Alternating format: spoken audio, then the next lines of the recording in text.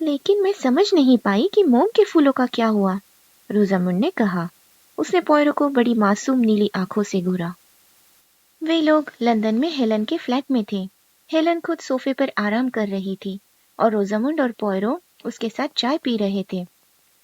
मुझे नहीं लगता कि मोम के फूलों का इससे कोई लेना देना था, रोजामुंड ने कहा, या फिर उस मलाकाइट के टेबल का। मलाकाइट के टेबल का तो नहीं, लेकिन मोम के फूल मिस गिलक्रिस्ट की दूसरी गलती थी। उन्होंने कहा था कि वे मलाकाइट की मेज पर कितने अच्छे लग रहे हैं, लेकिन देखिए मैडम, उन्होंने उन्हें वहां देखा ही नहीं हो सकता था, क्योंकि वे फूल पहले ही टूट चुके थे और उन्हें रख दिया गया था, इससे पहले कि वे टिमोथी एबरनेथी के साथ वहां आई थी। इसका मतलब ये हुआ कि उन्होंने उन्हें तभी देखा था जब वे कोरा लैंस्कवेनी के रूप में वहां थी। ये तो बहुत बेवकूफी भरी बात थी, है ना? रोजामुंड ने कहा। पॉयरो ने अपनी उंगली हिलाते हुए कहा, यही बातचीत का खतरा है मैडम। मेरा ये दृढ़ विश्वास है कि अगर आप किसी को काफी देर तक किसी भी विषय पर बात करने के लिए प्रेरित कर सके, तो देर सवेर वे खुद को फंसा ही लेते हैं। मिस गिलक्रिस्ट भी फंस गई। तो मुझे सावधान रहना पड़ेगा, रोजामुंड ने सोचते हुए कहा। फिर वह मुस्कुरा उठी। क्या आपको पता है, मैं माँ बनने वाली हूँ। तो यही वजह थी हार्ले स्ट्रीट और रीजेंट्स पार्क की। हाँ, मैं बहुत परेशान और चौंक गई थी, इसीलिए मुझे कहीं जाकर सोचने की जरूरत थी। मुझे याद है आपने कहा था कि ऐसा अक्सर नहीं होता।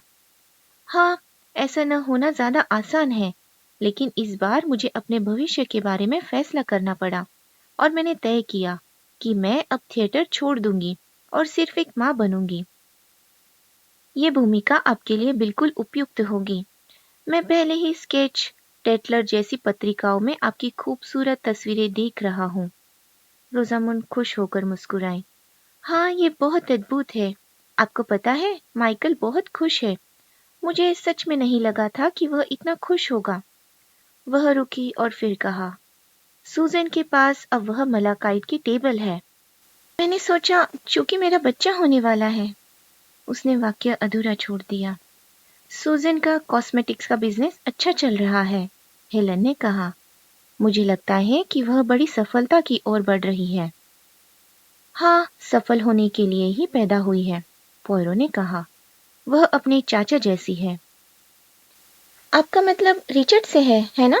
रोजामुंड ने पूछा। तिमोथी से नहीं? बिल्कुल, तिमोथी से तो बिल्कुल नहीं, पॉयरो ने कहा। वे सभी हंस पड़े। ग्रेग कहीं बाहर गया हुआ है, रोजामुंड ने कहा। सूजन कह रही थी कि वह आराम करने गया है। उसने पॉयरो की ओर जिज्ञासा से देखा, लेकिन पॉयरो चुप रहे। मुझे समझ नहीं आता कि वह बार बार क्यों कहता रहता है कि उसने अंकल रिचर्ड को मारा है, रोजामुंड ने कहा। क्या ये सिर्फ ध्यान आकर्षित करने की कोशिश थी? पॉयरो ने फिर पिछले विषय पर लौटते हुए कहा, मुझे मिस्टर तिमोथी एबरनेथी का एक बहुत ही विनम्र पत्र मिला। उन्होंने लिखा कि मेरे द्वारा दी गई सेवाओं से वे बहुत संतुष्ट है। मुझे लगता है कि अंकल तिमोथी बहुत ही भयानक है, रोजामुंड ने कहा। मैं अगले हफ्ते उनके पास ठहरने जा रही हूँ, हेलन ने कहा। वे अपने बगीचे को ठीक करवा रहे हैं, लेकिन घरेलू सेवा अभी मुश्किल से मिल रही है। उन्हें मिस गिलक्रिस्ट की कमी महसूस हो रही होगी, रोजामुंड ने कहा। लेकिन मुझे लगता है कि आखिर में वह अंकल तिमोथी को भी मार ही डालती। कितना मजा आता अगर उसने ऐसा किया होता। आपको हमेशा हत्याएं मजेदार लगती हैं, मैडम? ओह, सच में नहीं, रोजामुंड ने लापरवाही से कहा। लेकिन मुझे लगा था कि जॉर्ज ने ये किया होगा। वह फिर मुस्कुराई। शायद वह किसी दिन करेगा। और वो मजेदार होगा, पॉयरो ने तंज कसते हुए कहा। हाँ, है ना? रोजामुंड ने सहमति जताई। वह अपने सामने रखी प्लेट से एक और एक्लेयर उठाकर खाने लगी। पॉयरो ने हेलन की ओर रुख किया। और आप मैडम साइप्रस जा रही है? हाँ, 15 दिनों में। तो फिर मैं आपको सुखद यात्रा की शुभकामनाएं देता हूँ। उन्हें शिष्टता से हेलन का हाथ थामकर सिर झुकाया। हेलन उन्हें दरवाजे तक छोड़ने आई, जबकि रोजामुंड ख्यालों में खोई हुई क्रीम पेस्ट्री खाती रही। हेलन अचानक बोली, मैं चाहती हूँ कि आप ये जाने मोज़ियो पॉयरो कि रिचर्ड ने जो विरासत मुझे छोड़ी वह मेरे लिए कई ज्यादा मायने रखती है जितनी कि बाकी लोगों के लिए। इतनी ज्यादा मैडम? हाँ देखिए, साइप्रस में एक बच्चा है। मेरे पति और मैं एक दूसरे को बहुत चाहते थे, लेकिन हमारी कोई संतान नहीं थी और ये हमारे लिए बहुत दुखदाई था। उनके जाने के बाद मेरी तन्हाई असहनीय हो गई। युद्ध के अंत में जब मैं लंदन में नर्सिंग कर रही थी, तब मेरी मुलाकात एक व्यक्ति से हुई। वह मुझसे छोटा था और शादीशुदा भी, लेकिन उसका विवाह सुखी नहीं था। हम कुछ समय के लिए साथ आए, बस इतना ही।